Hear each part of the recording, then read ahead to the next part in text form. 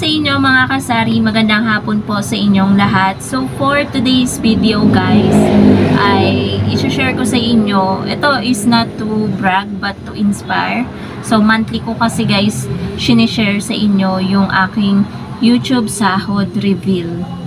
So ito is to inspire other small YouTuber guys na sipagan pa sa pagbablog, or kung hindi pa monetize, sipagan pa para marating din yung pagsahod. Ganon guys. Kasi guys, ako naranasan ko din naman mga kasari yung ganyang situation hanggang sa nagsipag ako, hanggang sa dumating na ganito nga, sumasahod na tayo monthly sa ating pagbablog. Bukod sa sumasahod tayo, is nakaka-inspire pa tayo ng other sari-sari store owner na nanonood sa atin. And bukod dun guys, sa pag-share ko sa inyo ng aking YouTube sahod, ay i-share ko din sa inyo guys yung unti-unti ko ng pagkakaroon ng frozen goods ulit, panindang mga ulam-ulam dito sa tindahan. Dahil 'di ba guys, ini-stop ko yan dahil meron naman ako ditong isang nawala na paninda, yung ini-stop ko. Pero bago na namang nagpapatuloy ngayon, which is si mother. Ini-stop ko na kasi mga kasari, 'di ba? Lagi nang wala si partner. Once a week na lang siyang umuwi, minsan hindi pa siya umuuwi kasi nagwo-work siya. So, hindi na kasi kaya ng powers guys yung pag-siomay at siopaw. Lalo na kapag sabay-sabay yung bumibili at nag-Gcash, talagang taranta ang ate nyo. So, mamaya ko na guys, i-share sa inyo yung ating YouTube sahod reveal. Mamaya na para antayin nyo talagang maigi. Kung gaano nga ba ang sinasahod, kung gaano nga ba kaliit ang sinasahod ng isang small YouTuber. So, ayun nga, dahil in-stop natin yun, kailangan nating mag-additional ng panibagong paninda na pandagdag sa ating sari-sari store. At yun nga, nag-uunti-unti na po ako, kahit pa konti-konti, nagdadagdag na ulit tayo ng mga frozen goods. So, meron na po ako ditong regular na tender juicy, yung maliit na hotdog. Meron ding jumbo na bossing. Tapos, meron din tayong longganisa, nuggets, and meron na din tayong putlong. So, sa susunod, siguro ulam burger, ganyan, tocino, magdadagdag na din tayo nyan. Embutido, kung ano yung pwedeng mabili ng mga customer natin. Kasi mabenta din po yan mga kasari, mga mabibilis para, ano yun, panandalian na, alam nyo yun, mabilis lutuin, ready to cook na. So, ayun, share ko sa inyo yung puhunan nun at yung bentahan ko. Magumpisa tayo sa tender juicy na regular, yung maliit. So, ang puhunan nun guys, sa isang balot, 1 kilo yun, 30 pieces yung laman nun. So, kuha tayong calculator. 189. So, binebenta ko po siya ng 8 pesos. Sa ibang tindahan dito, nakikita ko nakapaskil, 9 pesos sa kanila. Sa akin, 8 pesos lang. So, kung 8 pesos ang aking bentahan times 30, kapag napaubos ko yung isang balot, meron akong 240. Minus ko yung puhunan na 189. So, meron na din po akong tubo na 51 pesos. Sa longganisa naman po mga kasari, bumibili ako. Hindi kilo-kilo ano siya. Worth 100 pesos. Napapalabas ko siya. Dati kasi, 3.25 bentahan ko nun. Ngayon kasi talaga hindi kaya. Kaya, 9 pesos each na ang bentahan ko po ng longganisa. And in fairness naman guys, gustong-gusto naman ng customer, masarap daw ang longganisa na aking binibili sa Genstar.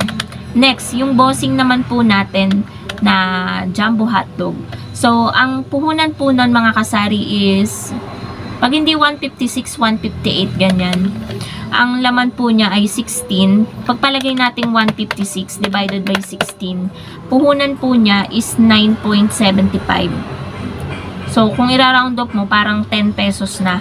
Ang bentahan po natin ay 13 pesos. So, meron tayong malaki-laking tutubuin sa bossing, sa jumbo hotdog. Next, yung puhunan naman po sa Star Nuggets. So, ang nuggets kasi kapag bumili ka ng 4, wholesale na yon. Ibibigay sa'yo dun sa binibilhan ko. Nasa-share ko na din yun sa inyo dati guys kung matagal na kayong nanonood sa akin, nabablog ko yon, yung lagi kong pinupuntahan.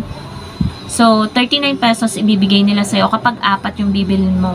Pero kapag ang bibilin mo ay isa, dalawa lang, 41 pesos. So, ang bentahan ko po is 47 pesos ang isang balot. Hindi po tayo nagtitingin sa nuggets kasi balot-balot po yan.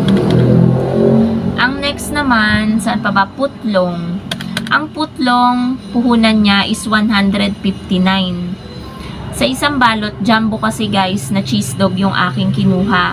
Meron kasi nun maliliit, 159 din, 12 peraso naman. Mas pinili ko guys yung 10 pieces, jumbo naman siya, cheese dog. So, 159 divided by 10, nasa 15.9. So, 16 pesos na yung puhunan. Ang bentahan ko po ng putlong ay 20 pesos. So, meron lang po akong 4 pesos kada peraso ng putlong. Malaki na po yun, mga kasari. So, mamaya papakita ko sa inyo, after kung mag-YouTube sahod reveal, papakita ko sa inyo kung anong status ng mga frozen goods natin sa freezer. So, ayan po, na-share ko na po sa inyo yung puhunan at bentahan ng paninda kong ano. Yun pa lang guys, ang paninda kong ano, pero soon, mag-a-add na nga ako ng tusino, ganyan, embutido, tsaka ulam burger kasi may mga naghahanap din po niyan. So, punta na po tayo sa ating YouTube sahod. So, ito pong ating YouTube sahod, mga kasari, is umabot po siya ng $112.70.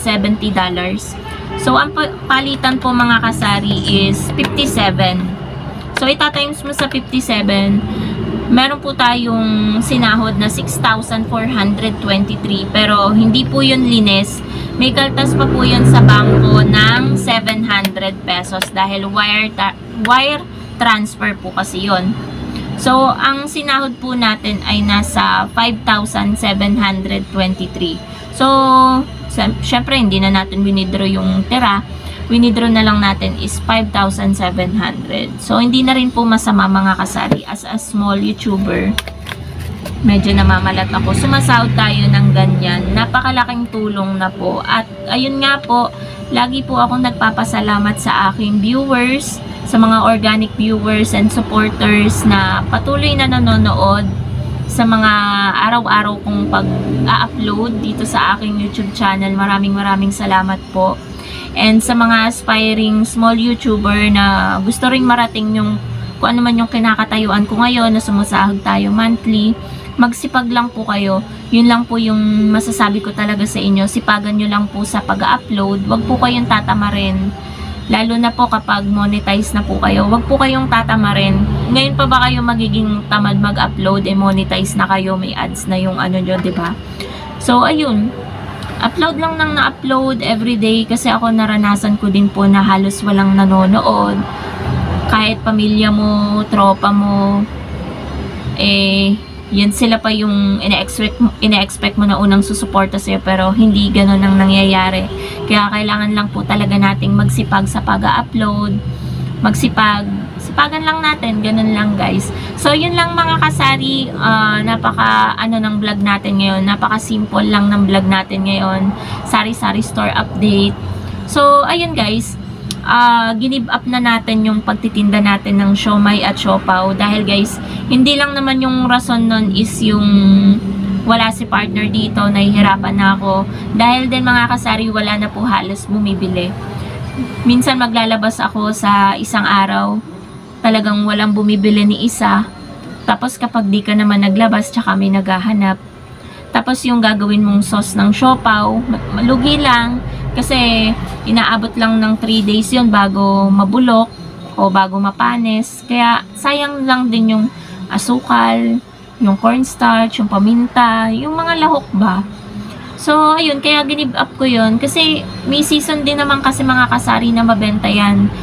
Tuwing summer lang mabenta yung siomai siopaw. Kapag ganitong tag-ulan, hindi na siya masyadong mabenta. So, yun lang naman, mga kasari. Thank you so much for watching. Again, hindi po ito para ipagmayabang yung aking YouTube sahod reveal. Hindi po yun. Hindi sa pagmamayabang yun, mga kasari. Gusto ko lang talagang i-share yun every month sa inyo. Kasi ang dami nagsasabi, ganito, ganyan, kaya lang naman malago tindahan mo kasi vlogger ka, ganyan, yung sahod mo dyan mo inaano. So, hindi po. Hindi po ako kumukuha dun sa aking, may ibang pinaglalaanan po yung aking sahod sa YouTube. Hindi po ako kumukuha dun ng pantindahan. So, yun lang naman mga kasari. Thank you so much for watching and happy selling po sa inyong lahat. Bye guys!